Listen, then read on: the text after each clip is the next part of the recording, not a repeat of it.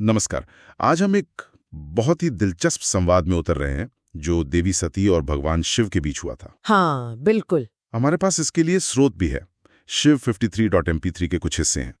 इसमें सती जी शिव जी के साथ इतने समय विहार करने के बाद भी वो सांसारिक सुखों से आगे बढ़कर जानना चाहती हैं। हाँ, वो परम तत्व के बारे में पूछती है, मुक्ति कैसे मिले, इस बारे में। सही। तो आज हमारा मकसद यही है कि शिव ने जो ज्ञान और खास तौर पर भक्ति, उसमें भी वो नवधा भक्ति बताई है, उसका गहरा अर्थ क्या है। बिल्कुल। और ये जिज्ञासा बड़ी स्वाभाविक लगती है ना? जब भौतिक सुखों के बाद भी एक एक गहरी खोज मन में उठती है। हाँ, परम सत्य को जानने की। तो सती का ये सवाल जैसा स्रोत में है वो सिर्फ उनके अपने लिए नहीं था। नहीं नहीं, वो तो सभी जीवों के कल्याण की बात कर रही थी कि संसार के दुखों से छुटकारा कैसे मिले। अच्छा, तो वो सीधे सीधे क्या पूछती हैं शिव से? कौन सा मार्ग है जिससे सांसारिक जीव भी। हाँ, वो पूछती हैं कि ऐसा कौन सा ज्ञान है या कौन सा कर्म है जिससे साधारण जीव भी परम पद पा सकें, मतलब मोक्ष। और जन्म मरण के चक्कर से छूट जाएं। तो शिव का जवाब क्या था इस पर? शिव का जवाब दो मुख्य चीजों पर केंद्रित है, ज्ञान और भक्ति। पहले वो विज्ञान समझाते हैं। विज्ञान? यहाँ विज्ञान का मतलब आज वाला साइंस तो नहीं होगा? नहीं नहीं, यहाँ विज्ञान का मतलब है वो पक्का अनुभव, वो एहसास कि मैं ही ब्रह्म हूँ, जब इंसान को उस परम चेतना के सिवा और कुछ याद ही न रहे। अच्छा, अहम ब्रह्मास्मि वाली स्थिति। हाँ, बिल्कुल। और शिव कहते हैं कि ऐसा ज्ञान मिलना बहुत बहुत मुश्किल है, दुर्लभ है। और यहीं पर बात और दिलचस्प हो जाती है ना? शिव कहते हैं कि इस दुर्लभ ज्ञान को जन्म देने वाली, मतलब इसकी माँ, उनकी भक्ति है। सही कहा। वही भक्ति जो सांसारिक सुख यानी भोग भी देती है और परम मुक्ति यानी मोक्ष भी। ये थोड़ी अलग बात लगती है।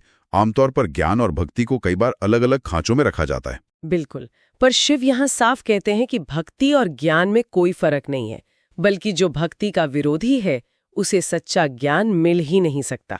क्या बात है। हाँ, और वो तो यहाँ तक कहते हैं कि वो खुद भक्ति के अधीन है, मतलब भक्तों के प्रेम में वो कहीं भी जा सकते हैं। ये भक्ति की महानता दिखाता है। तो अगर भक्ति इतनी ज्यादा महत्वपूर्ण है तो इसका रूप क्या है? शिव इसके प्रकार भी बताते हैं। हाँ, बताते हैं।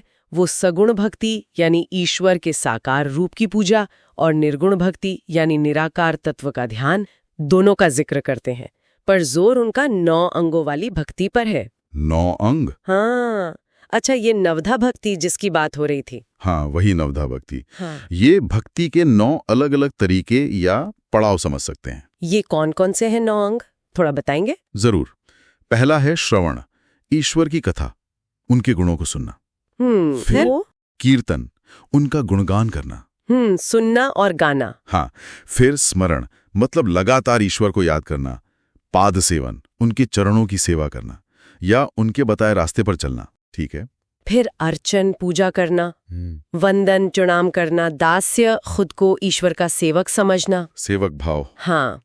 फिर सख्य, ईश्वर को अपना मित्र समझना और ये मानना कि वो जो करते हैं अच्छे के लिए ही करते हैं। और आखिरी है आत्मनिवेदन। आत्मनिवेदन मतलब पूरा समर्पण, अपना सब कुछ, तन मन धन सब ईश्वर को सौंप देना पूरी तरह से। सुनने में ये धार्मिक क्रियाएं लग रही हैं, पर जैसा आपने कहा, शिव इन्हें सिर्फ रस में नहीं मानते। नहीं, बिल्कुल नहीं। वो कहते हैं कि ये 9 तरीके ऐसे हैं जो ज्ञान को खुद ही जगा देते हैं और ये भोग और मोक्ष दोनों दे सकते हैं। ये बहुत महत्वपूर्ण बात है। हाँ, और शिव भक्ति को सभी साधनों में सबसे अच्छा बताते हैं, खासकर कलयुग के लिए। कलयुग के लिए क्यों? क्योंकि स्रोत के अनुसार इस युग में ज्ञान मार्ग पर चलना या वैराग्य धारण करना बहुत कठिन हो जाता है, पर भक्ति करना आसान है और इसका फल तुरंत मिलता है, अनुभव होता है। अच्छा, भक्ति का असर प्रत्यक्ष है। हाँ, प्रत्यक्ष। कितने समर्पित हैं, ये भी साफ दिखता है। वो कहते हैं कि भक्त के लिए उन्होंने काल तक को भस्म कर दिया। हाँ, और सूर्य को दंड देने के लिए त्रिशूल उठा लिया, विभीषण के लिए रावण का साथ छोड़ दिया जो उनका शत्रु था। वो साफ कहते हैं, मैं हमेशा भक्ति के ही वश में रहता हूँ। ये तो कमाल की बात है ना? भक्ति की इतनी महिमा है शिव की नजर में। और इसी के साथ जब सती ने और पूछा तो शिव ने जीवों के कल्याण के लिए और भी बहुत कुछ बताया। अच्छा, जैसे तंत्र मंत्र साधना, अलग अलग देवी देवताओं की उपासना का रहस्य, फिर वर्णाश्रम धर्म, राजधर्म, स्त्री पुरुष के धर्म, यहाँ तक कि आयुर्वेद, ज्योतिष, बहुत सारे शास्त्र।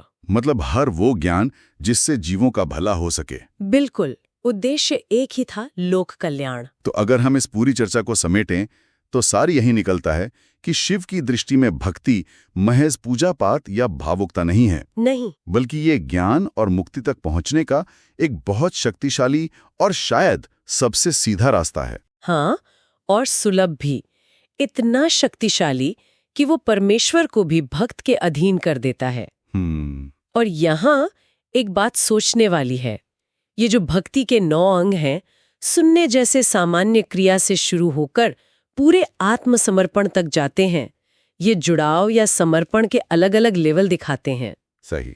तो आज के समय में जब लोग जीवन में किसी गहरे अर्थ या समझ को खोज रहे हैं, तो ये अलग-अलग तरह की भक्ति, मतलब वो गहरी निष्ठा या समर्पण किसी व्यक्ति के लिए क्या मायने रख सकती हैं। हाँ, चाहे वो किसी लक्ष्य के प्रति हो, किसी सिद्धांत के प्रति हो या किसी इंसानियत के काम के प्रति। बिल्कुल, वो समर्पण का भाव क्या रूप ले सकता है आज? ये एक गहरा सवाल है जिस पर सोचा जा सकता है।